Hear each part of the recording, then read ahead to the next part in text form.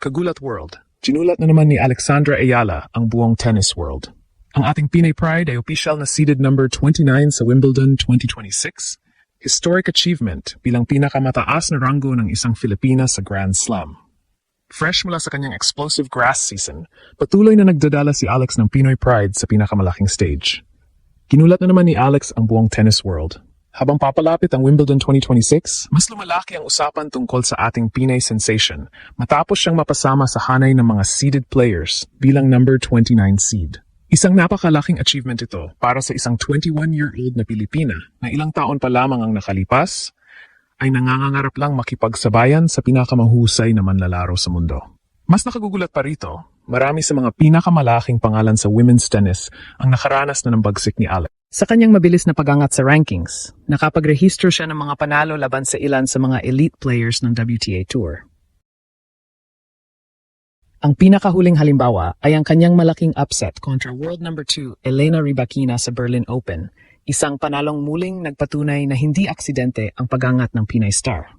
Mula sa kanyang pagiging produkto ng Rafa Nadal Academy hanggang sa pagiging isa sa mga pinakapinag-usapang batang bituin sa tennis, patuloy na ipinapakita ni Alex na kaya niyang makipagsabayan sa pinakamataas na antas ng kompetisyon.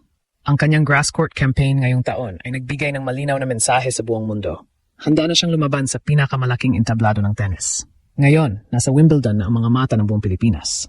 Habang nakahanay siya sa draw, kasama ng mga pangalan tulad ni Sabalenka, Swiatek, Rybakina, Gauff at Pegula, malinaw na wala ng sinuman ang titingin kay Alex bilang simpleng underdog lamang. Ito na ang bagong yugto ng Philippine tennis. At kung pagbabatayan ang kanyang mga nagawa, posible pang mas marami siyang magulat na kalaban sa All England Club.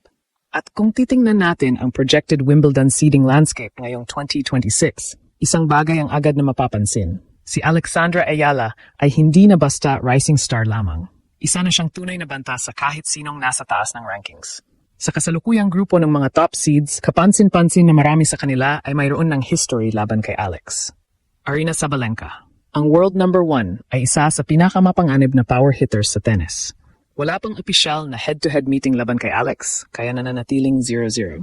Ngunit kung magkaharap sila sa Wimbledon, isa itong dream matchup ng power kontra speed at court intelligence. Elena Rybakina isa sa pinakamalaking panalo ni Alex ngayong taon ang dumating laban kay Rybakina sa Berlin Open.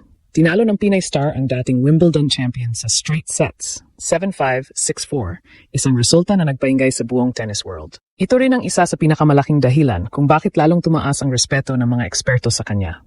Iga Swiatek. Si Swiatek ay isa sa pinakamalaking pangalan sa sport. Ngunit isa si Alex sa kakaunting batang manlalaro na may naitalang panalo laban sa Polish superstar. Dahil dito, alam ni Alex na posible ang upset kapag muling nag-cross ang kanilang landas. Jessica Pegula. Ang veteranang Amerikana ay kilala sa consistency at solid baseline game. Nagkaroon na sila ng laban noon at hawak ni Pegula ang edge sa kanilang head-to-head. Gayunman, malayo na ang inunlad ni Alex mula noon. Mira Andreeva, isa pang batang superstar ng WTA. Ang rivalry ni Alex at Andreeva ay isa sa mga pinaka-interesante para sa susunod na dekada. Pareho silang bata, mabilis at agresibo. May panalo na rin si Alex laban kay Mira sa kanilang mga nakaraang paghaharap. Coco Gauff, isa sa mga pinaka-atletikong manlalaro sa tour. Ngunit kabilang din si Gauff sa mga elite players na nakaranas ng matalo kay Alex. Dahil dito, hindi na bago para kay Alex ang humarap sa Grand Slam champions at top-ranked stars. Elina Svitolina sa Berlin Open, muling nagpakitang gilas ang Pinay matapos talunin si Svitolina sa quarterfinals, 6-3, 6-4. Isa na namang top player ang bumagsak sa harap ng kumpiyansa at composure ni Alex sa grass courts. Linda Noskova. Si Noskova naman ang isa sa ilang nakapagpahinto sa momentum ni Alex sa Berlin. Tinalo niya ang Pinay sa semifinals at ipinakita kung gaano kahirap ang kompetisyon sa women's tennis ngayon. Bakit ito nakakagulat?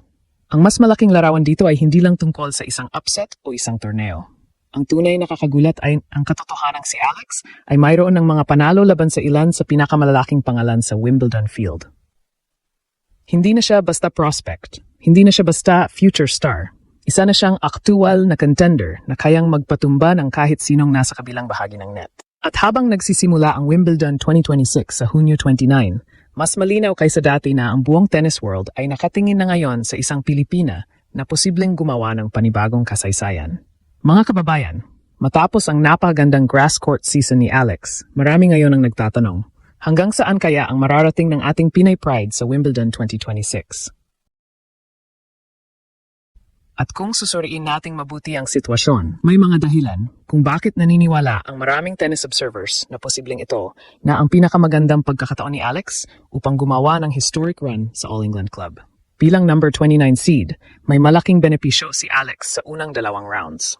Ibig sabihin, maiwasan niya agad ang karamihan sa mga top seeds sa opening rounds. Napakahalaga nito dahil nagbibigay ito ng pagkakataon para mahanap ng ritmo, kumpiyansa at momentum habang tumagal ang torneo. Kung ikukumpara sa mga nakaraang Grand Slam appearances niya, ibang-iba na ngayon ang sitwasyon. Hindi na siya pumapasok bilang underdog na halos walang inaasahan. Ngayon, isa na siyang seeded player na may dalang respeto mula sa buong tour. Isa sa pinakamalaking sandata ni Alex ngayong 2026 ay ang kanyang kumpiyansa. Ang mga panalo laban kina Elena Rybakina, Elina Svitolina, Iga Swiatek, Coco Gauff, Mira Andreeva at iba pang world-class players ay nagsisilbing patunay na kaya niyang makipagsabayan sa elite level. Mas mahalaga pa rito, ang mga panalong ito ay hindi nangyari sa isang surface lamang. Ipinakita ni Alex na kaya niyang manalo laban sa mga top players sa iba't ibang kondisyon at iba't ibang torneo.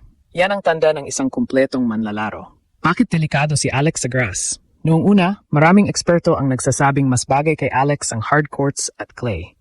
Pero ngayong 2026, binago niya ang pananaw na iyon. Ang kanyang footwork ay mas mabilis. Ang kanyang serve ay mas naging epektibo. Ang kanyang return game ay mas agresibo. At higit sa lahat, ang kanyang confidence sa grass ay kitang-kita sa bawat laban. Ang pagiging Birmingham champion ay nagbigay sa kanya ng panibagong antas ng paniniwala sa sarili. Kasunod nito, ang kanyang malaking kampanya sa Berlin kung saan tinalo niya ang ilan sa pinakamalalakas na pangalan sa WTA Tour. Kapag ang isang player ay nananalo laban sa mga dating Grand Slam champions at top 10 stars, nagbabago ang kanyang mindset. Hindi na siya pumapasok sa court para lang makipagsabayan. Pumapasok siya para manalo. Mga posibleng hadlang. Siyempre, hindi magiging madali ang Wimbledon. Nariyan pa rin sina Aryna Sabalenka, Iga Swiatek, Elena Rybakina, Jessica Pegula, Coco Gauff, Mira Andreeva, Amanda Anisimova at iba pang world-class competitors. Ang bawat round ay magiging mas mahirap. Ang bawat kalaban ay may kakayahang magpatumba ng kahit sino. Ngunit kung may isang bagay na ipinakita si Alex nitong nakaraang mga buwan, iyon ay ang kanyang kakayahang lumaban sa ilalim ng pressure. Hindi siya natitinag sa rankings. Hindi siya natatakot sa malalaking pangalan.